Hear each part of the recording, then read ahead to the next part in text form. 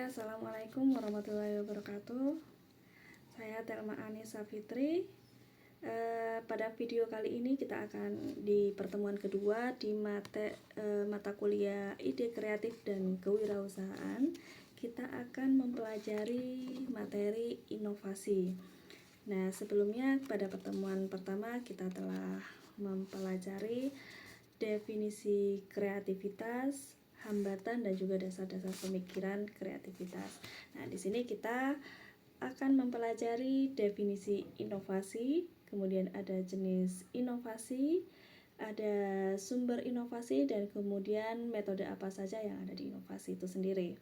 Nah, selanjutnya yang pertama kita akan bahas definisi inovasi. Di sini ada definisi inovasi menurut Fontana pada tahun 2009 di halaman 20. Inovasi itu diartikan sebagai kesuksesan ekonomi dan sosial karena berkat diperkenalkannya cara baru ataupun kombinasi baru dari cara-cara lama dalam mentransformasikan antara nilai guna dan harga yang ditawarkan kepada konsumen, komunitas, dan lingkungannya. Nah, kemudian kalau menurut Luke tahun 2003 pada halaman 2 ini, inovasi itu diartikan sebagai proses untuk mewujudkan, mengkombinasikan suatu pengetahuan, ide yang kemudian disesuaikan guna mendapatkan nilai baru suatu produk, proses, atau jasa. Nah, pada sederhananya, definisi inovasi itu adalah penciptaan nilai yang melibatkan peningkatan teknologi.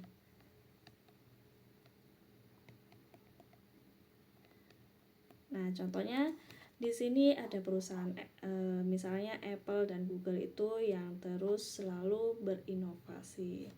Nah, selanjutnya di sini, nah ini ada contoh. Kita tahu bahwa semuanya menggunakan aplikasi Instagram ya. Nah, di sini Instagram selalu mungkin bisa tiap tahunnya meluncurkan inovasi-inovasi barunya. Nah, di sini ada contoh meluncurkan Reels Instagram pada tahun 2019. Nah, fitur ini serupa dengan aplikasi TikTok ya, memungkinkan untuk pengguna itu membuat suatu video pendek dengan musik ataupun dengan efek khusus. Nah, kemudian juga di sini ada Instagram Shopping yang diluncurkan pada tahun 2020. Nah, ini bisa mengoptimalkan para penjual bisa mengoptimalkan penjualannya di social commerce. Nah, selanjutnya di sini juga ada Instagram Notes. Apabila kita melihat di pesan di Instagram, kita bisa membuat notes dan juga menambahkan musiknya juga tentunya. Ini diluncurkan pada tahun 2022. Nah, itu contoh inovasi dari Instagram. Nah, kemudian selanjutnya kita akan membahas jenis-jenis inovasi. Jenis inovasi itu yang pertama itu ada penemuan. Nah, di sini ada yang pertama ya, ada penemuan. Penemuan itu kreasi suatu produk atau berupa barang, jasa ataupun proses baru yang belum pernah dilakukan sebelumnya. Jadi benar-benar murni baru dan belum ada sebelumnya. Contohnya misalnya penemuan pesawat terbang, kemudian ataupun telepon genggam ataupun juga internet, itu penemuan baru. Nah, kedua itu ada pengembangan. Nah, pengembangan itu adalah pengembangan suatu produk yang berupa barang, jasa atau proses yang sudah ada. Jadi produk itu sudah ada tapi dikembangkan. Ini yang ketiga ini adalah duplikasi atau menirukan suatu produk berupa barang atau jasa ataupun juga proses yang telah ada. Artinya di sini duplikasi bukan meniru secara keseluruhannya, namun dia menambahkan suatu kreativitas. Contohnya misalnya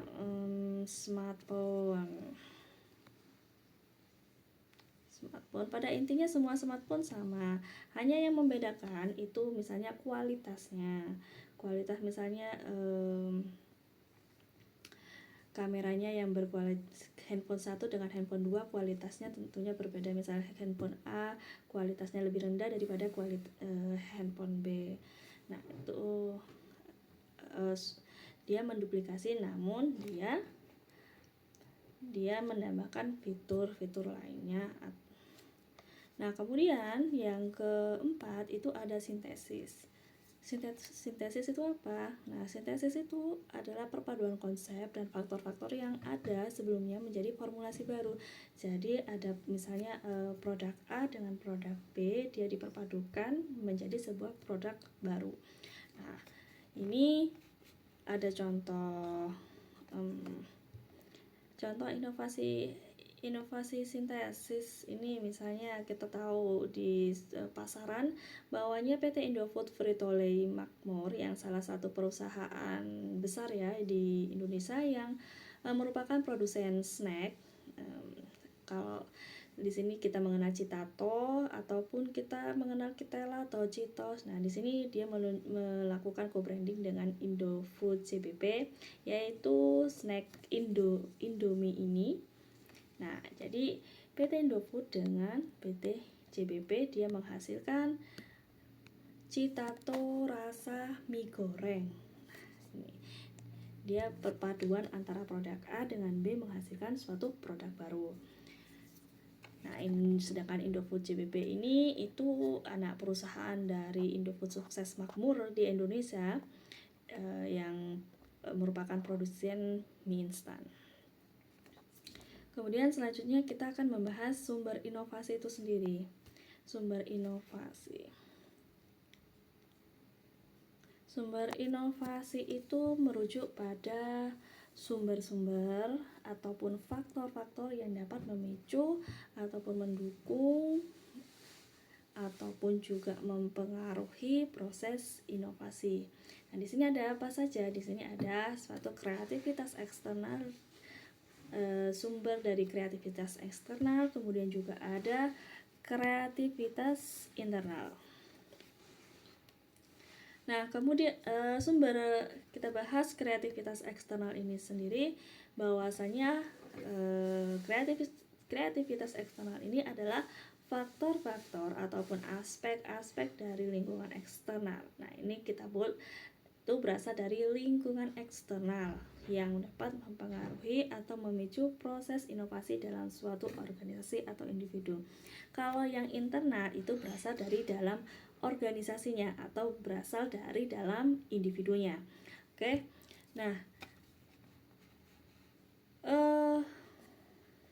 contohnya apa? Kalau misalnya kreativitas eksternal, misalnya ya kita ini adalah contohnya misalnya dari persaingan. Karena tekanan persaingan, maka organisasi dapat mendorong organisasi untuk mencari cara baru bagaimana kita bisa mendiferensiasikan produk kita berbeda dengan perusahaan lainnya.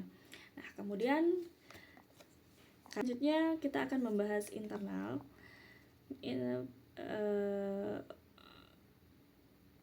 Internal itu berasal dari dalam organisasi atau dari dalam individunya. Misalnya kita mempunyai karyawan yang kreatif, dia berasal dari individunya. Karyawan yang memiliki kemampuan kreatif atau yang memiliki imajinasi yang kuat itu akan menjadi sebuah sumber untuk mendapatkan ide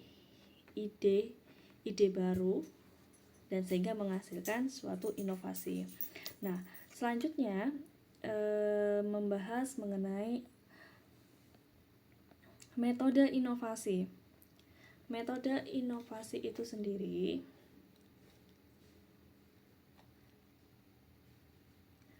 itu merupakan cara khusus untuk melakukan suatu inovasi sehingga bisa diterapkan melalui macam bentuk, dimensi ataupun sektor. Nah, kita menggunakan metode inovasinya yaitu kita sebut dengan ATM. yaitu amati, tiru, kemudian juga modifikasi. Ini merupakan salah satu alternatif untuk para entrepreneur pemula guna memperkecil resiko kegagalannya. Tujuannya apa? Untuk metode inovasi itu memperbaiki sistem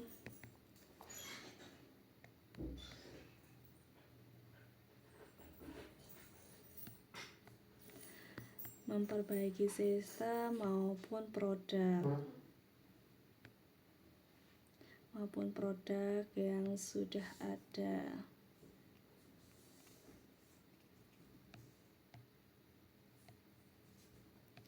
Untuk menambah nilai dari sistem maupun produk itu sendiri. Oke, kita bahas pada metode amati. Metode amati ini kita mengamati, misalnya kita mendirikan suatu usaha. Nah,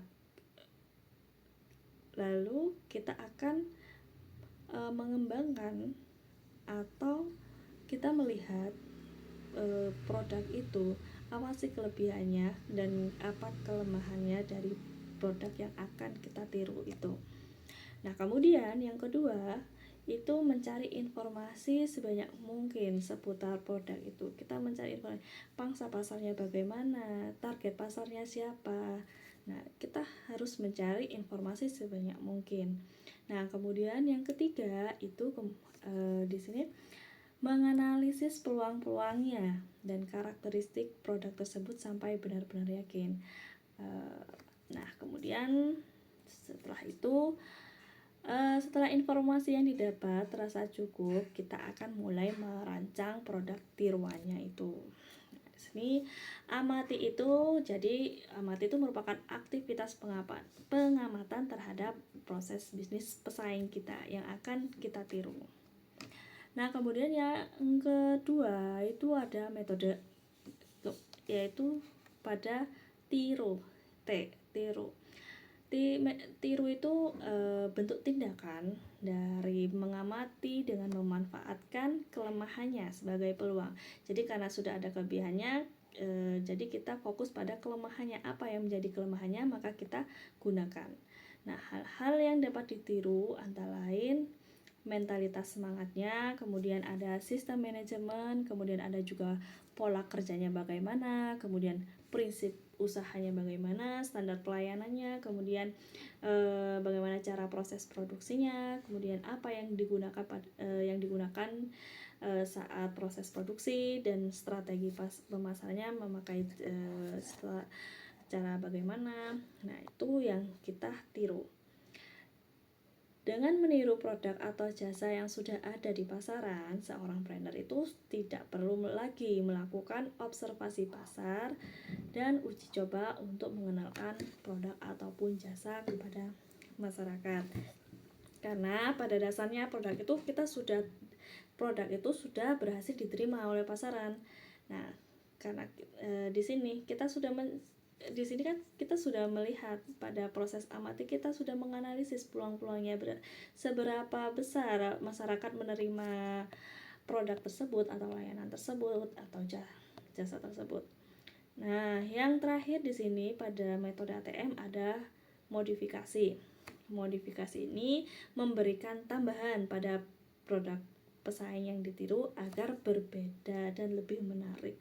Nah, modifikasi ini dapat dilakukan dengan berbagai macam strategi, misalnya dengan menambah varian rasa atau bentuk produk, menggunakan bahan baku yang berbeda, itu kemudian meningkatkan kualitas produknya. Nah, atau juga modifikasi tempat usaha atau display outletnya, sampai memodifikasi sistem usaha yang dikembangkan. Nah, di sini saya mempunyai contoh, misalnya pada produk makaroni keju.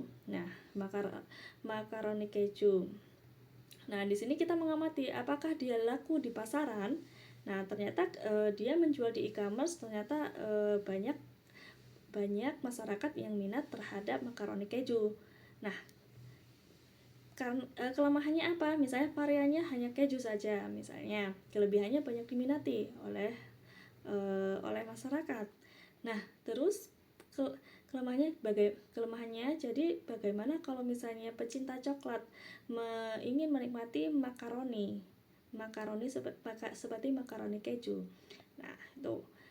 Jadi tirulah, meniru proses produksinya, sistem manajemennya, mentalitas semangatnya, peralatannya, strategi pemasarannya bagaimana dia menjual offline dan online.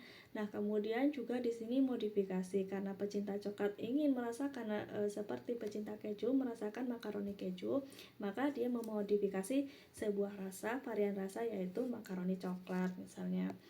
Nah, seperti itu pada inovasi pada pertemuan kedua ini. Mungkin apabila ada yang ingin didiskusikan, kita bisa melalui kolom chat komentar maupun kita bisa di grup WhatsApp. Nah, jadi mungkin sampai di sini dulu materi pada pertemuan kali ini mengenai inovasi. Semoga pada video ini bisa menambahkan wawasan baru pada teman-teman. Nah, terima kasih atas perhatiannya. Wassalamualaikum warahmatullahi wabarakatuh.